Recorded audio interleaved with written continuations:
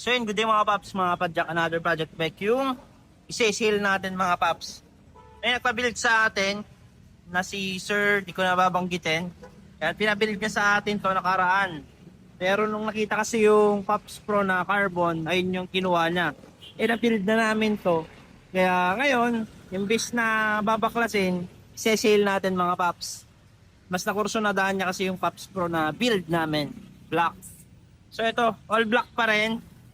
Combination siya lang. May oil slick sa gitna tsaka yung chain para hindi siya totally boring tignan. Yan, carbon yung frame mga paps.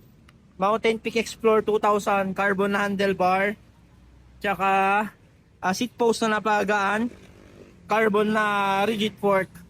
Napaka-pogi na ito lalo sa personal mga paps. Naka Shimano MT200 brake set. Jore na shifter mga paps. Jore na RDN M6100 12 speed. Napakaganda ng chain, tangke, oil slick, crankset, tangke, Halotech, 38 feet na to mga paps. Sagmit sprocket 1151. Yan, naka fast rolling din tire na tsaka naka Saturn na carbon look na rim, wide. Yan, Pops Pro saddle. Napakaganda ng unit na to mga paps. Nabot siya ng 39,800. Ngayon, babawasan pa natin.